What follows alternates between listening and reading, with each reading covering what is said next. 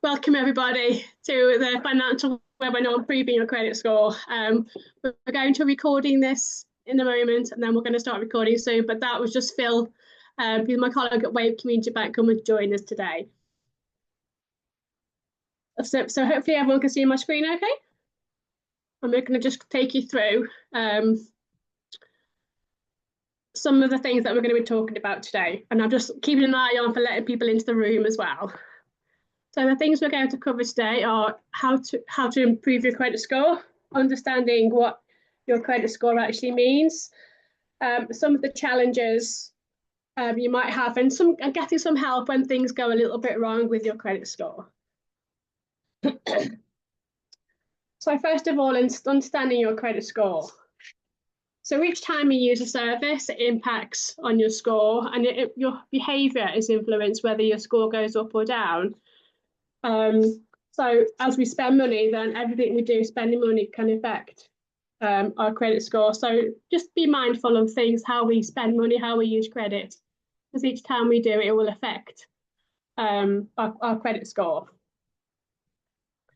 So just wanted to show you actually some of the information lenders will see on your credit report. So when you apply for credit for anything or apply for a loan or anything on finance, or even open a bank account, you could be, hold on a second, I'm just going to let some people into the room as well. Welcome to everybody who's just started, who's just come into the room. We're just on section 1 at the minute, is what information the lenders see on your credit report. So they will see the good and the bad.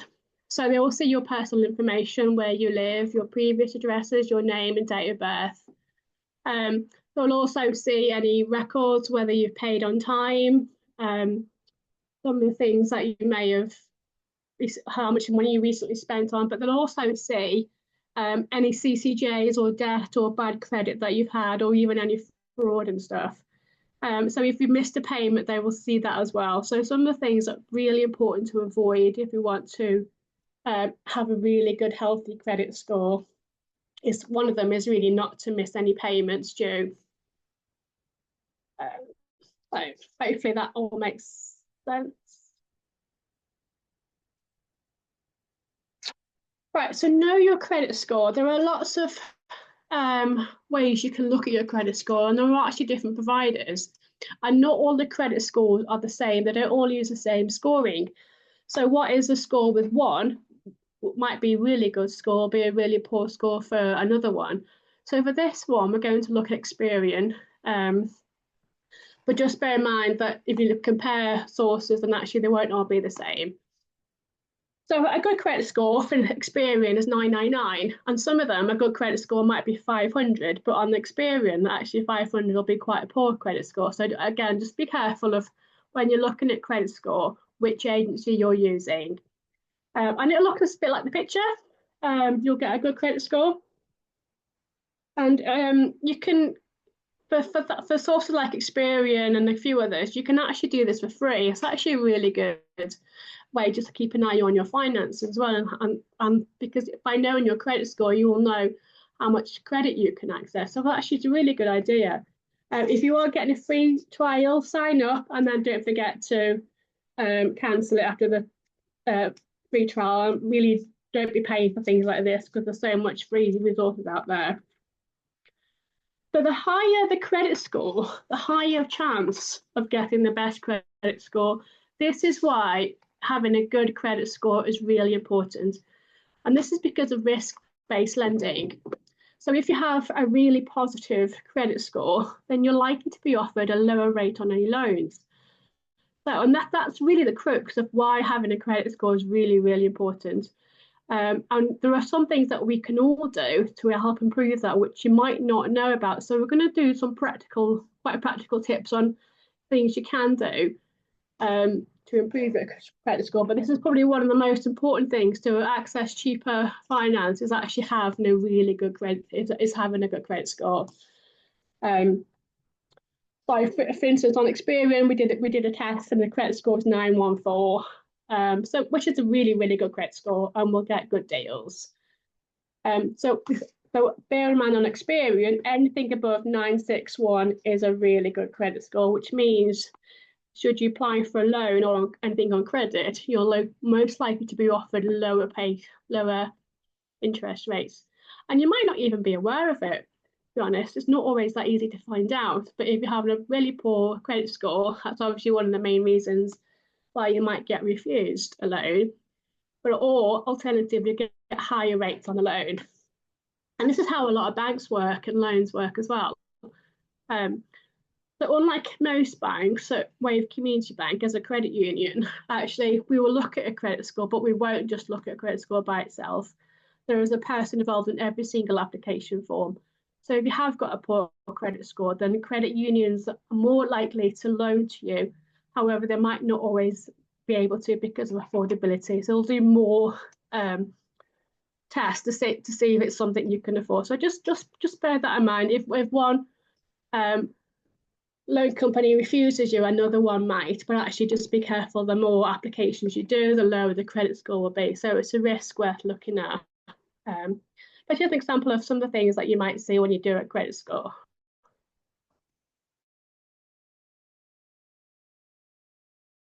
It's a really good thing. It's a really good thing to know.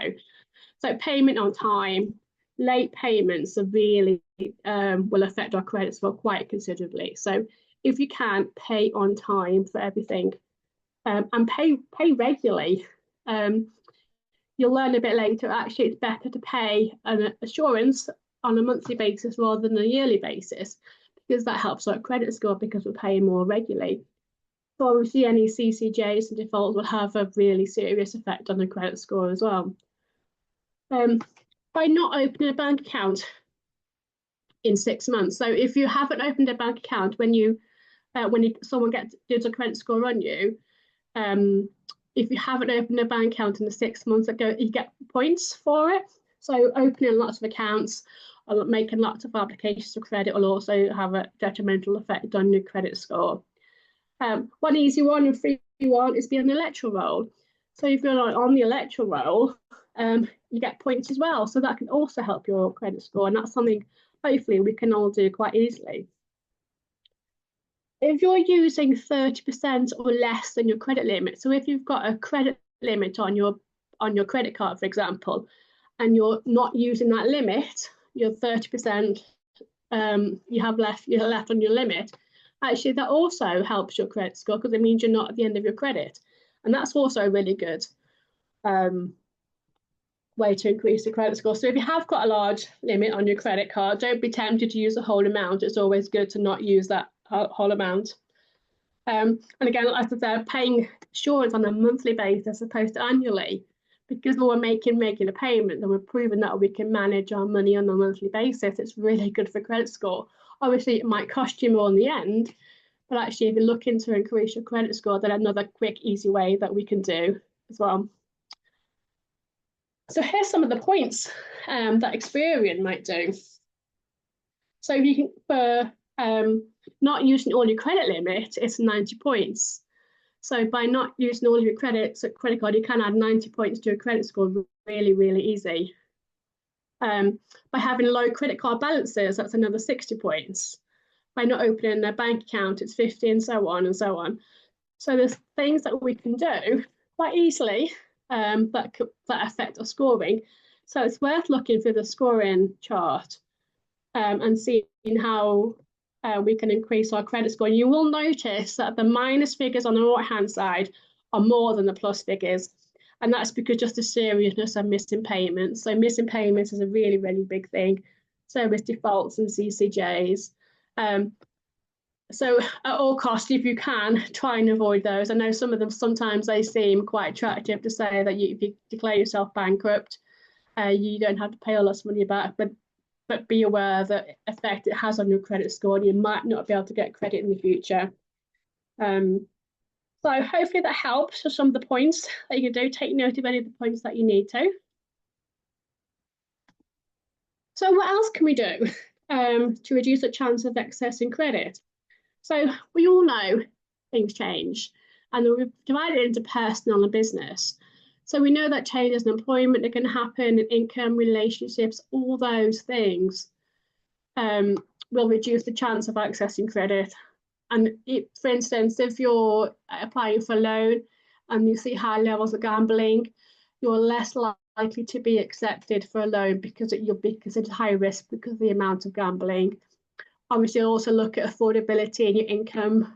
So just be aware of how you're spending money. If it is something you're looking at on your future, you think you might need in the future, just be aware of get your finances in order now, because actually if you've got a lot of expenses that you probably don't need, like takeaways, and things that cost a lot of money, and actually it could affect how you can access credit in the future.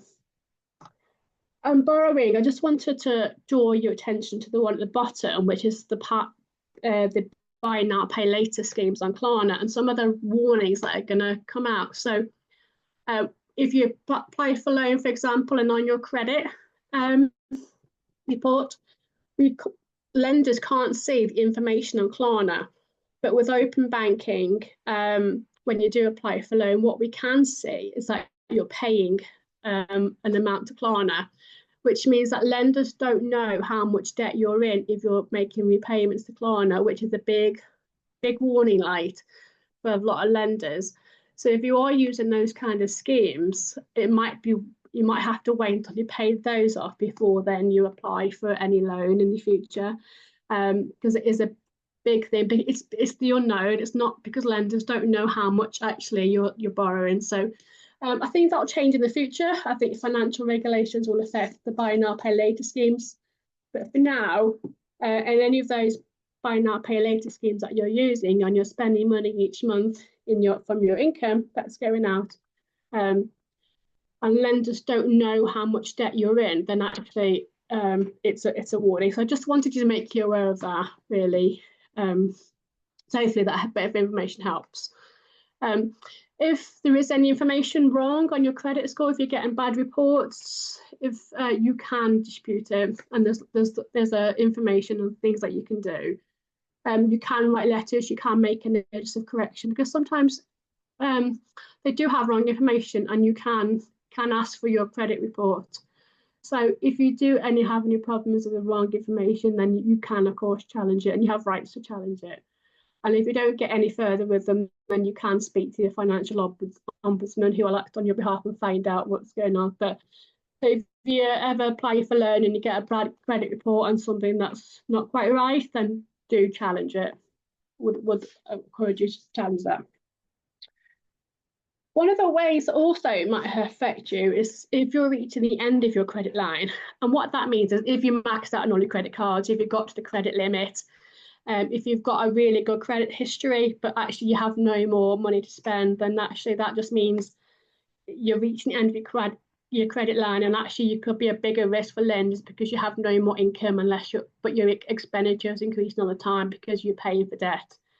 At this point, it's probably time to consolidate your debts into one, because by doing so you can actually reduce the amount that you're paying each other and pay off your debt a lot quicker when you consolidate your debts and stuff. So it's worth being in mind that you might have done everything really well. You might have paid regularly and everything. You might have quite a few credit cards, but actually if you're at a point where you can't access credit anymore, then that's the time to think about looking at better ways where you can pay off your credit. So hopefully just bear that in mind as well. That's also one that's possibly we can do something about.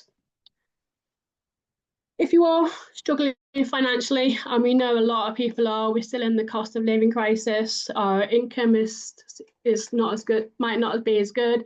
Expenditure is still going up. Fuel is still increasing. There are still lots of things that are going up, and our income isn't matching. So we understand that people are going to be struggling particularly now, still now, from the cost of living. And the first thing we can do is actually, if you're ever in a position where you feel like you can't make that minimum payment on a credit card, or you can't quite make that loan repayment, talk to them. So people, for instance, who have a loan with us and they can't quite manage that loan payment for that month, talk to us, because what we will do is look at amounts that you can pay. So it's better to repay something than nothing. So obviously it's something that we really need help. I think the earlier you talk and the earlier you take action, the more that we can do to help you get to the point where you can get help and it doesn't affect your credit score quite so much. So it is a bit of advice. If you can, just you do what you can and be open and honest and realise the situation you're in and get help as soon as possible. The sooner you get help, the more that you can be done to help you. Lenders know those that can't pay against those that won't pay.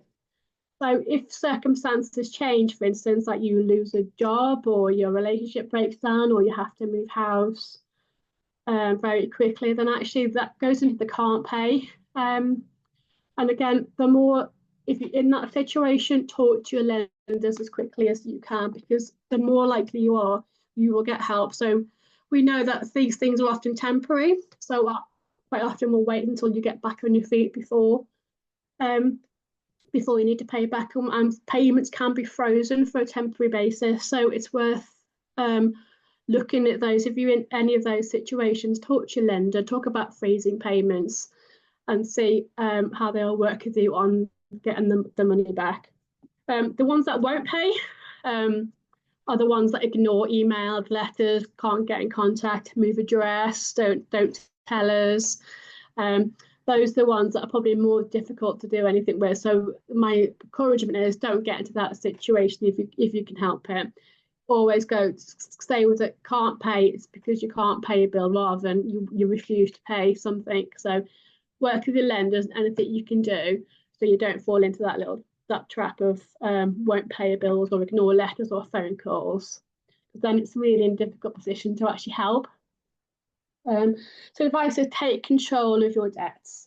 They're not going to go away unless we do something about it. So we're here to help. Our agency is here to help you. And as soon as you do something, the sooner people can help.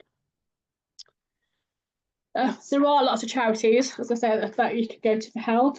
There is Step Change, which is a local charity in Brighton that can have lots of online tools that you can access.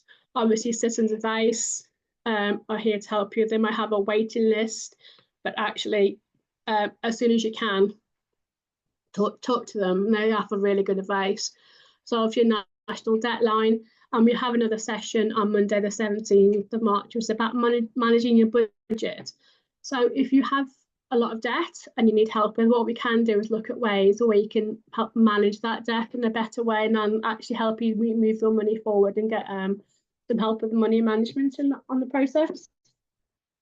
And just tell you a little bit about Wave Community Bank. We're a cooperative, a credit union. We work very much in the community. We're a savings and loans cooperative here to help you. If you live, work or study in Brighton and Hove, East Sussex, Kent, Medway, London Borough of Bexley, and members of Unite Union in the South East, we can help you. And we have over 9,000 members where we help with savings and loans. And one thing we do, and actually we want to fight for, is that everyone has access to financial services, whether you have bad credit or not, or bad credit score. We want to help you access those financial services. If anyone wanted to join Wave Community Bank, you can do, as long as you live in those work or study in those areas. It's a one-off membership fee of £5 and £1 deposit in your account to keep it open. And one of the best schemes that we actually work with is our workplace savings scheme. If you're an employer in our workplace savings scheme, then you can also access lower rates on any loans. And that's because if you're working, you're seen to be less risk. So if you do work for any of those employers on that website, savethecorerisk.org.uk, then actually make your payments via your payroll. If you don't work for employer partners, it's free and easy to join. You can do, and then just speak to your HR manager about how you can join and then get in touch with us that way. So we're here to help you. We're going to stop the recording now. My assistant at my side